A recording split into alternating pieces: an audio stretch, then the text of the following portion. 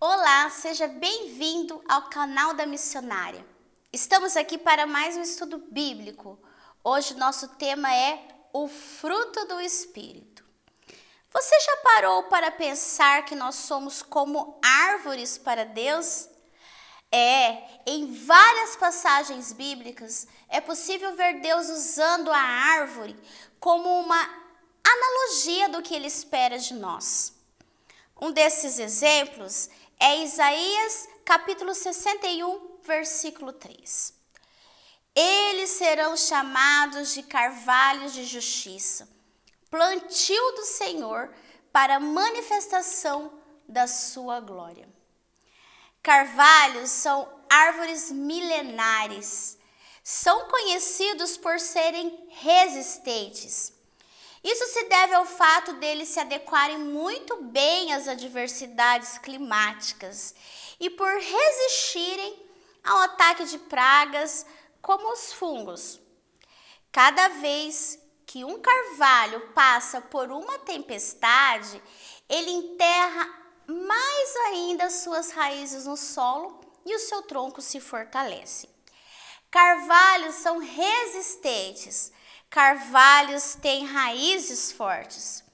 Você já parou para pensar que estamos vivendo em uma época que mais do que nunca precisamos ser resistentes? É justamente nesse contexto de dificuldades que precisamos ser resistentes. Deus os criou para a resistência. Somos os carvalhos de Deus. Mas outra característica interessante do carvalho é que ele é uma árvore que dá muitos frutos. Seus frutos alimentam uma fauna variada. Toda árvore que tem raízes fortes tem a tendência natural de frutificar. Jesus falou sobre frutificar em João 15, versículos 4 a 5. João 15, 4 a 5. Permaneçam em mim e eu permanecerei em vocês. Nenhum ramo pode dar fruto por si mesmo se não permanecer na videira. Vocês também não podem dar fruto se não permanecerem em mim. Eu sou a videira, vocês são os ramos. Se alguém permanecer em mim e eu nele, esse dá muito fruto, pois sem mim vocês não podem fazer coisa alguma. Observe que nesse texto, Jesus fala que quem permanece nele dá muito fruto. De que fruto Jesus estaria falando? Trata-se do fruto espiritual, aquilo que somente o Espírito Santo pode produzir em nós, conforme Paulo nos explica em Gálatas 5, 22. O fruto do Espírito é. Veja que o fruto é do Espírito, é produzido pelo Espírito Santo. O fruto é o resultado do Espírito Santo habitando em nós. Por isso que Jesus falou que sem ele nada poderíamos fazer. Sem Jesus não podemos frutificar, pois ele é a videira, a nossa fonte de vida. Frutificar não é algo que podemos fazer por nós mesmos. O fruto aparece quando nos entregamos a Deus e permitimos que o seu Espírito age em nós. A palavra fruto, nesse contexto de João 15 e de Gálatas 5, refere-se à evidência do que está dentro de nós. Ou seja, fruto do Espírito são as atitudes que o Espírito Santo produz no cristão. Esse fruto do Espírito é o que reproduz o caráter de Cristo em nós. Paulo continua explicando sobre o fruto do Espírito em Gálatas 5. Veja, mas o fruto do Espírito é amor, alegria, paz, paciência, amabilidade, bondade, fidelidade, mansidão e domínio próprio. Contra essas coisas não há lei. Gálatas 5, dos 22 ao 23. Não é curioso observar que Paulo fala que o fruto é, e logo em seguida relaciona 9 atitudes para definir esse fruto? Por que ele não escreveu os frutos do Espírito no plural, já que ele relaciona várias atitudes? Será que se trata de um erro de escrita? Não. O que Paulo estava querendo demonstrar é que essas 9 atitudes formam um conjunto, uma unidade interligada e relacionada entre si. Para ser um fruto de Deus, todas essas 9 atitudes devem estar evidentes. Elas coexistem. Não é possível ter uma dessas atitudes sem ter a outra. Mas, para entender um pouco mais sobre essas atitudes, vamos estudá-las uma a uma, biblicamente. A primeira atitude é o amor. Ele encabeça a lista de atitudes que revelam o fruto do Espírito. Amor é um assunto muito tratado na Bíblia. Deus nos exorta a andar em amor, a amar uns aos outros, a amar a nós mesmos. E preste atenção, amar nosso próximo e também amar nossos inimigos. Por que Deus enfatiza tanto o amor? Porque o próprio Deus é amor. Deus é a fonte de todo amor. E sendo amor, Deus nos amou tanto a ponto de dar o seu Filho unigênito para nos salvar. Sobre o amor, julgo importante destacar 4 princípios muito importantes. Princípio 1. O amor é uma escolha. Amor não é apenas uma emoção. Ele exige esforço consciente. É um compromisso. O amor precisa ser cultivado, pois nem sempre será natural amar. Quando passamos por situações difíceis, não temos disposição natural para amar. Por exemplo, em uma situação de crise, a nossa tendência é pensar em nós, desejar receber amor ao invés de dar amor. Por isso que Jesus já alertou que sem Ele não podemos fazer nada, nem amar. É o amor de Jesus em nós que nos capacita a ofertar amor quando desejamos só recebê-lo. Ser útil quando estamos cansados. Servir quando queremos ser servidos. Amar dá trabalho, exige renúncias. E isso nos leva ao segundo princípio. Amor é ação. O amor não se manifesta apenas em palavras, mas em ações. O apóstolo João nos ensinou esse princípio em 1 de João, capítulo 3, versículo 18. Filhinhos, não amemos de palavra, nem de boca, mas em verdade e em ação. Mas em ação e em verdade. Observe que João explica que não devemos amar apenas de palavra, mas em ação. São os atos de amor. Quando Jesus estava ensinando seus discípulos sobre o amor, ele contou a parábola do bom samaritano. Nessa parábola, que está registrada em Lucas 10, do 25 ao 37, o samaritano demonstra amor ao seu próximo, ajudando um homem que se encontrava ferido à beira do caminho. O samaritano demonstrou amor ao homem ferido, gastando com ele seu tempo e os seus recursos. Ou seja, ele realizou atos de amor. Não apenas ficou com dó do homem que sofria, ele o serviu em suas necessidades. O oposto do amor não é o ódio, como muitos pensam. O oposto do amor é a indiferença, o desdém. Quem ama jamais fica indiferente. Princípio 3. Nosso amor deve ser gratuito. O amor que recebemos de Deus não é um amor barato. Ao contrário, é um amor puro e verdadeiro que foi demonstrado no ato de Jesus morrer em nosso lugar. Mas é um amor caro, mas para nós foi de graça. Assim deve ser o nosso amor, de graça. Isso significa que não devemos esperar nada em troca. Não amamos para receber amor em troca. Amamos porque somos amados por Deus e o seu amor em nós transborda. Quando amamos de graça, não escolhemos a quem amar, pois é muito fácil amar pessoas que consideramos agradáveis a nós. Mas Jesus não nos ordenou amar somente as pessoas fáceis de amar. Ao contrário, ele disse em Mateus 5, vocês ouviram o que foi dito, ame o seu próximo e odeie o seu inimigo. Mas eu lhes digo, ame os seus inimigos e orem por aqueles que os perseguem, para que vocês venham a ser filhos do seu Pai que estás nos céus.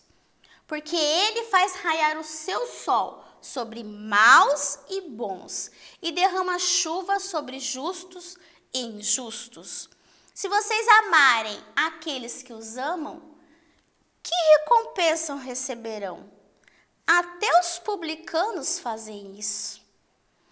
Gente, veja, o que nos torna diferenciados, o amor que evidencia a ação do Espírito Santo em nós, é o amor que ama aqueles que julgamos não ser merecedores do nosso amor.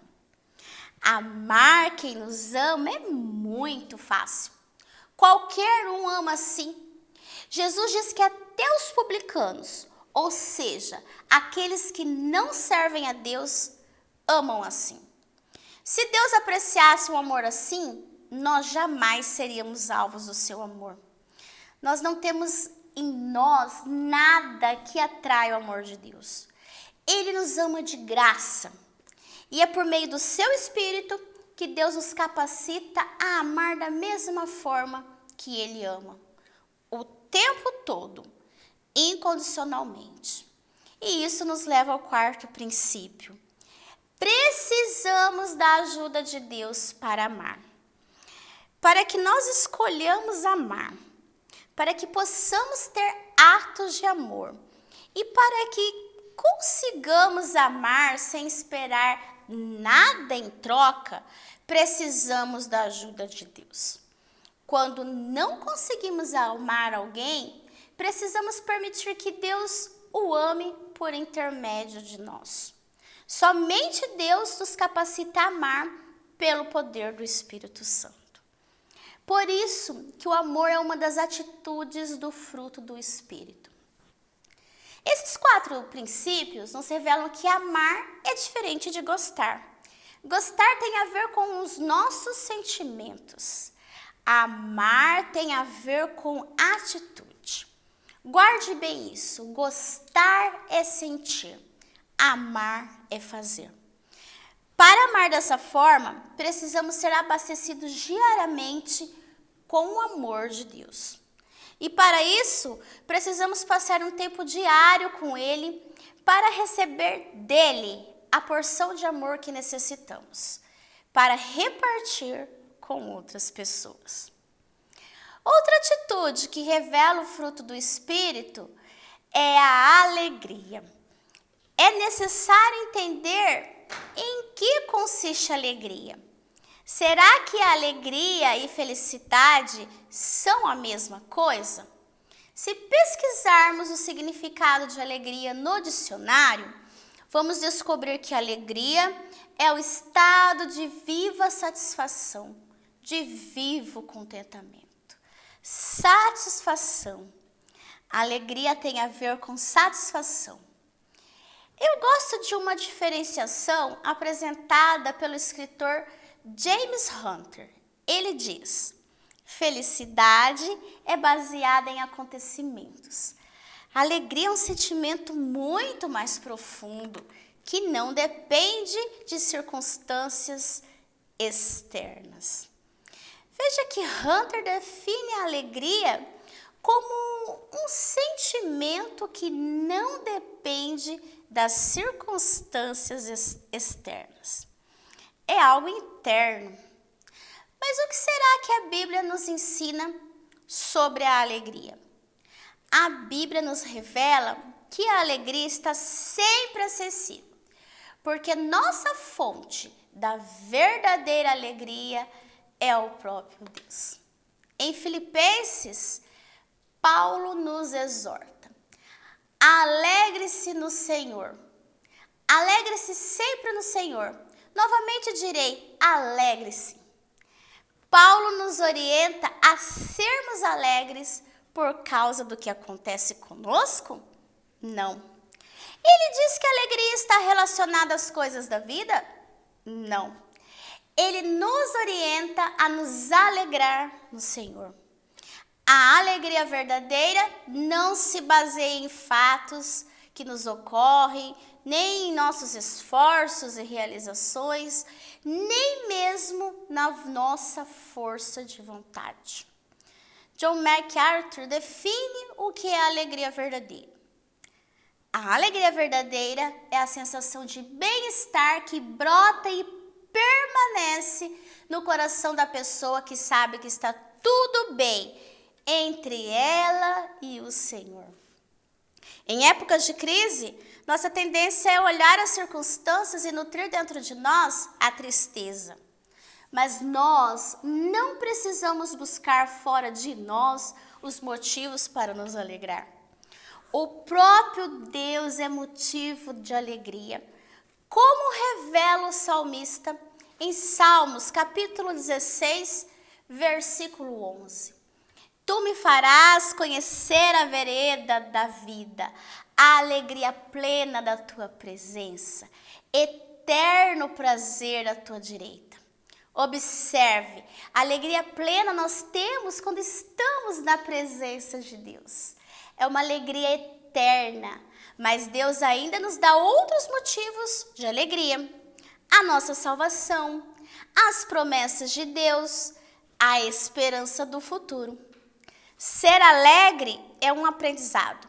Por isso eu quero sugerir a você algumas maneiras de cultivar a alegria. Concentre-se nas promessas de Deus. Leia a Bíblia com atenção. Quando encontrar uma promessa, destaque e memorize. Isso ajudará o seu coração a encher-se de alegria. Louve a Deus em todo o tempo. Independente do que estiver acontecendo com você, tenha em seus lábios um louvor para oferecer a Deus, mesmo que seja um sacrifício de louvor. Desvie os seus olhos de você mesmo. Se a tristeza estiver te cercando, concentre-se em Deus e no seu poder. O nosso maior exemplo de alegria é o próprio Jesus. Ele, pela alegria que lhe fora proposta, suportou a cruz, desprezando a vergonha, e assentou-se à direita do trono de Deus. A alegria de Jesus é a nossa salvação, e nem a cruz foi capaz de impedi-lo de sentir essa alegria. E é essa alegria que ele nos oferece. Portanto, revista-se de alegria. A terceira atitude que revela o fruto do Espírito é a paz. A paz é o estado de calmaria, de harmonia, é a ausência de guerra.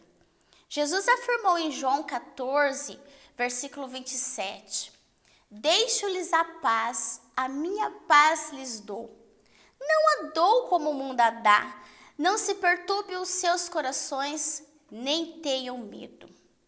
Veja, Jesus faz questão de mostrar que a paz que ele nos proporciona é diferente da paz que o mundo nos oferece.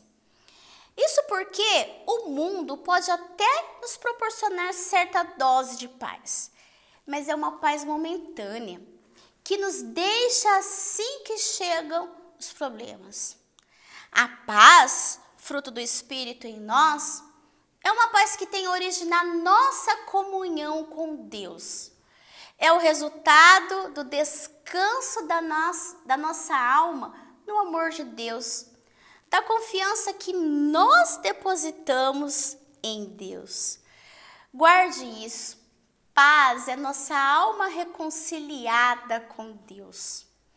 Quando descansamos em Deus, o medo perde o poder sobre nós.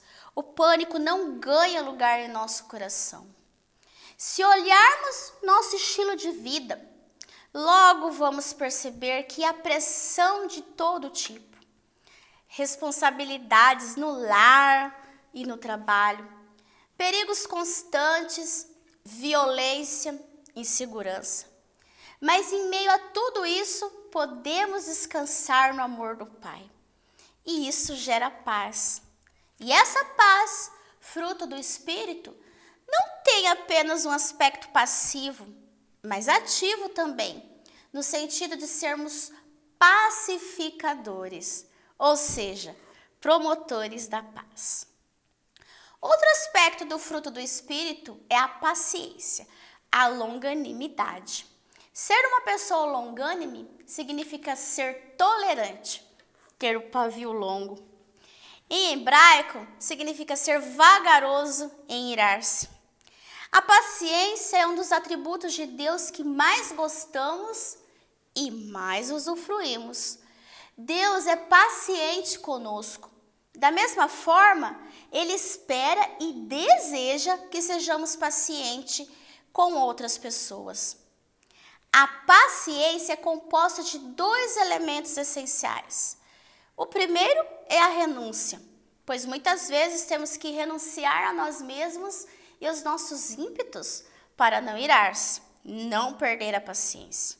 E a misericórdia, pois a paciência tem a ver com desejar o melhor para os outros e estar disposto a sofrer por eles. Jesus é o nosso exemplo de paciência, de longanimidade, pois, mesmo em meio aos sofrimentos da crucificação, Ele não se irou com seus algozes. Ao contrário, rogou a Deus que os perdoasse. Paulo, seguindo o exemplo do Mestre, também demonstrou paciência quando foi perseguido e difamado. Ele orientou na segunda carta a Timóteo, capítulo 2, versículo 24. Ao servo do Senhor não convém brigar. Tiago também nos exorta sobre paciência. Em sua carta ele ensina: portanto, irmãos, sejam pacientes até a vinda do Senhor. Vejam como o agricultor aguarda que a terra produza preciosa colheita e como espera com paciência até virem as chuvas do outono e da primavera. Sejam também pacientes e fortaleçam o coração, pois a vinda do Senhor está próxima. Tiago nos mostra que entre a promessa e a realização da promessa existe um tempo que devemos aguardar com paciência. Então, a paciência é a virtude daqueles que confiam no Senhor e em suas promessas. É a virtude daqueles que confiam na ação de Deus em tempo certo. Um exemplo de pessoa que não foi paciente é Sara. Ela e seu esposo Abraão receberam de Deus a promessa de ter descendentes. Mas ela não teve paciência de esperar e resolveu agir por conta própria, providenciando um filho para Abraão através da sua serva Agar. Sara foi impaciente. Por não agir com paciência, não gostou do resultado do seu próprio plano, tratando a serva Agar com impaciência. Agiu movida por seus impulsos. Sempre que a paciência nos governa, sofremos as consequências. A impaciência realmente nos atrapalha de viver plenamente os planos de Deus. Bem, eu espero que você esteja identificando em você esses aspectos do fruto do Espírito: o amor, a alegria, a paz e a paciência. Lembre-se de que um aspecto está vinculado ao outro. Amanhã iremos retomar o assunto, estudando os demais aspectos do fruto do Espírito: a benignidade, a bondade, a fidelidade, a mansidão e o domínio próprio. Aqui na descrição desse estudo, você encontrará o link de um guia de estudos para se aprofundar ainda mais nesse assunto. Vamos orar? Senhor, nós dependemos de Ti, ó Pai, para produzir o fruto do Espírito e mostrar através da nossa vida o caráter de Cristo em nós, nos transformando e fazendo com que testemunhemos, ó Pai, do Teu poder, do Teu agir. Que o Senhor haja em mim e haja nessas pessoas que estão nos assistindo agora, Pai, produzindo em nós o fruto do Espírito. Nós nos entregamos em Tuas mãos, ó Pai, para que o Senhor faça o melhor em nós e através de nós. Nós Te glorificamos, ó Deus, em o nome de Jesus. Bom, nós vamos terminar por aqui, mas eu aguardo você para a continuidade desse estudo. Fique ligado em nosso canal. Deus o abençoe. Até mais.